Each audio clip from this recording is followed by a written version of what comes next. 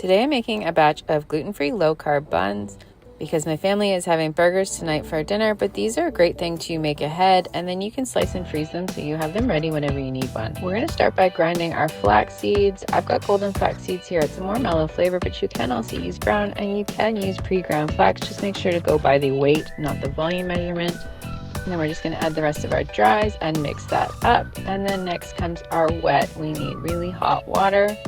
We need 1.25 cups. So I've got more than that in this container, and I'm going to pour out 1.25 cups, and I'm going to save the rest of the hot water for later when we're topping our buns. So we're just going to add all our wets together in here. So to the water, we're going to add some olive oil and then a little bit of apple cider vinegar. And then we'll just give that a quick stir and dump that into our dry ingredients.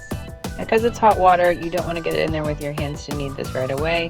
We're going to use a spatula or a wooden spoon to mix it till it comes together into almost a dough, and then you can knead it a little bit until it comes together. Then depending on how big you want burger buns to be, you can divide this into 5, 6, or 7. I'm dividing into 6 here. And I'll put the calculations down below in the description for the weight and the carb count, depending on how you split your buns up. Once you've got them split, I'm going to move them over to a parchment lined tray, and then we're just going to brush them quickly with that water that we saved, or go get some more water. Just going to brush them with water, and then you can sprinkle with whole flax seeds.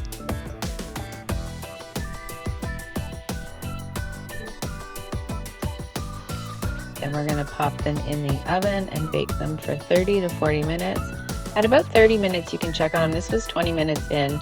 You can gently pick one up. If you have a oven mitt on, you can pick one up and see if they feel heavy. Then if they still feel heavy, then they're wet inside and you want to bake them a little bit longer. And you're just going to let them cool before you slice them.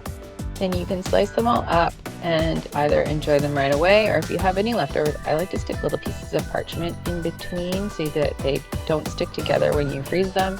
That way it's super easy to defrost. You can honestly just pop them right in your toaster from frozen.